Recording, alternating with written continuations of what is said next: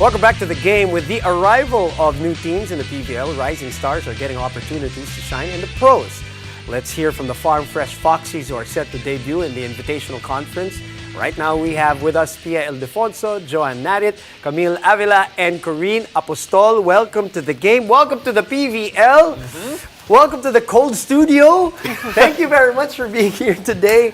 Pia, you know, yesterday when we started the volleyball segment, I talked about right away the defenders as that moniker. Now we have, this probably is the coolest. Not only are you Foxies, you're fresh Foxies. That is the coolest moniker for a volleyball team. Pia, let me start with you because you did take a break from volleyball in general. Yes. What I'm interested to find out is, did you detach yourself from the sport completely, or were you still watching, whether it was college or the PVL? Because diba, you're coming back to kind of refresh your love for the sport. So did you detach? No, not completely at all. I didn't have a break. Like, I still played beach volleyball alongside. And of course, tuloy-tuloy pa rin yung strength and conditioning. So I never had that like urge to completely stop to play. Kasi parang syempre, for me, that's such a hard thing to do, especially na yung routine mo is like day to day na day to night. And parang it's not that easy to just stick away. As an Ildefonso pa, you have to be in shape. Yeah, you have to be in shape. Pressure. Yeah, it's in the blood apparently. Corinne, this team right now, a lot of people know that yung core nito, there's a lot of players who are from CSB. You talk about the excitement of going into the PVL. Kamusta naman yung preparations knowing that ibang level na to ibang level yung sasalihan ninyo? Actually, wala naman kaming ginawang bago. It's still the same kasi kami-kami pa rin naman yung magkakasama. Pero mas eager kami sa training and mas extra disciplined when it comes to taking care of our bodies kasi nasa ibang level na ng game, professional na. Camille, I wanted to touch on something related to that. Ano, na you're used to dominating. Right? The NCAA, sabihin na natin, diba? You did a sweep in the season 97, and then of course, champion again, defending the championship. This is going to be a completely different scenario where you're going up against, you know, really, really strong teams. What are your thoughts on that?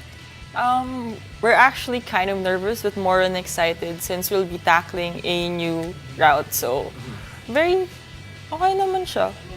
I love it. I like that. I love it. Like, let's talk about the challenges. Okay lang naman. Yeah, okay. Pero Joan, for you're going to be facing actually a lot of familiar faces, former teammates, and syempre foes that you've probably watched growing up as well.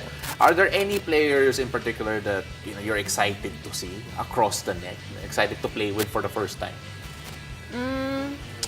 Maybe I look forward to playing against my Ateneo seniors na hindi ko naabutan sa team. Like, say sila Ate Beadel, sila Ate Maddie. Kasi I wasn't able to train with them and I would love to have the opportunity to, play against them and, learn how they play.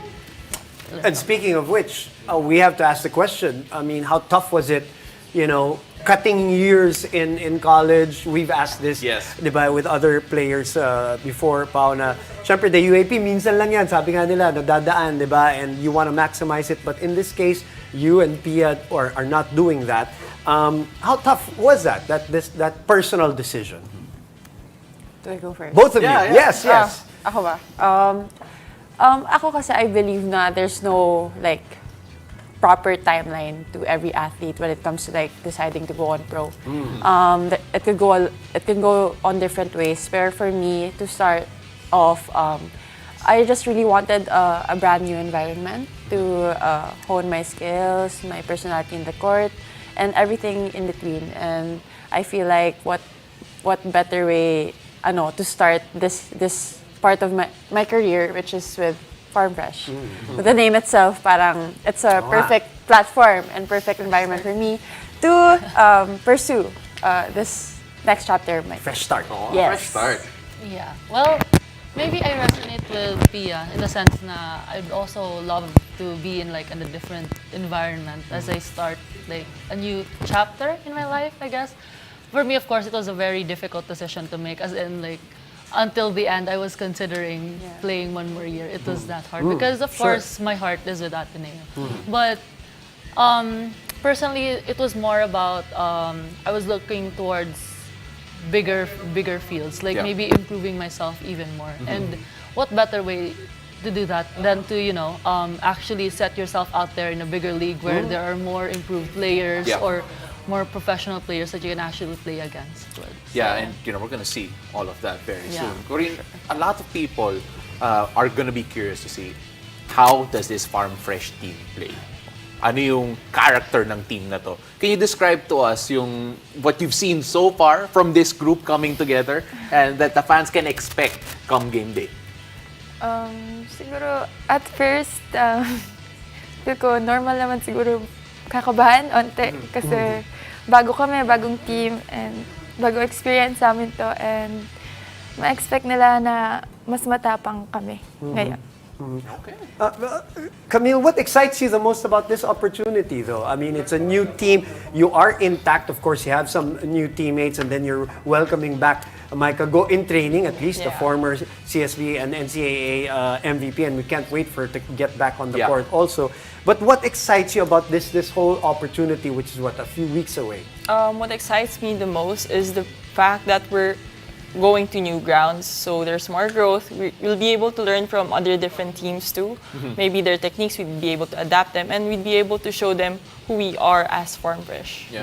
Camille, you come in with again with additions like these two from the blue side of Katipunan, and right now, obviously that's new blood. How have you all adapted to having this new blood in, and how have they helped your team improve to what it is right now? Actually, we're very open as a team, so we've welcomed them as much as possible, and we hope na we were able to actually make them feel na they're part of the team, di ba? Yeah, okay, yeah, oo naman. Oh, by the way, off the air, hindi naman sila magkahiwalay umupo. Ay, di ba? Magkakasama naman sila. Yeah. Magkakasama naman sila. Nag-uusap naman. No, we're kidding. Pia, okay, obviously, everybody knows you have brothers who are now professionals. So, is there anything that you can take from that? Because, as you know, this is a different, being a professional, what does that mean to you, and what do they say about it? Actually, gulat na gulat sila, syempre. Talaga? Parang... Sa decision mo? Oo, are you sure? Syempre, sinabi ni Sean sa akin, are you sure?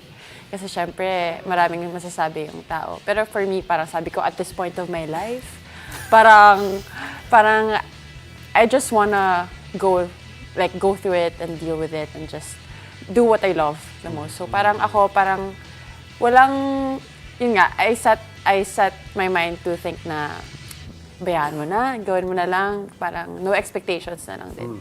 So, ayun, fully support naman sila. Yeah. As always. Dapat lang. Oo naman. Oo.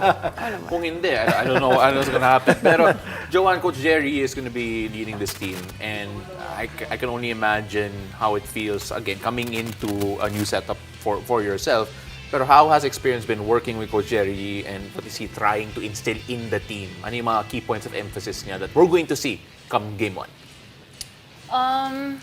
Well, honestly, I've been with the team for like less than a week pa. So, I still have so much to learn from him. But based on my, few days of training with him, I think he really focuses on, actually letting you do what you're actually good at. Because he allows you to actually grow in your own pace. Like, he lets you make mistakes. He allows that, and he knows that as long as you make sure that you know how to, improve yourself. He's just really... Well, they were nodding along, so I'm going to assume tama yung sinabi mo. Indeed. And what's working for her is you're done with school, so your focus will be as a professional now in There PVL. you go. I'm worried, by the way, for all the other NCAA teams in the coming season because of what Farm Fresh is going to be doing with CSB here in the PVL. We cannot wait to see you guys. We're excited for you, and we thank you for coming over to the game tonight. And good luck. Stay healthy, okay? Yes. The Farm Fresh Foxies, ladies and gentlemen. In the meantime, the PVL Invitational Conference officially starts on June 27. You can support your favorite volleyball stars and watch the games live at the Phil Oil Eco Oil Arena and the Phil Sports Arena.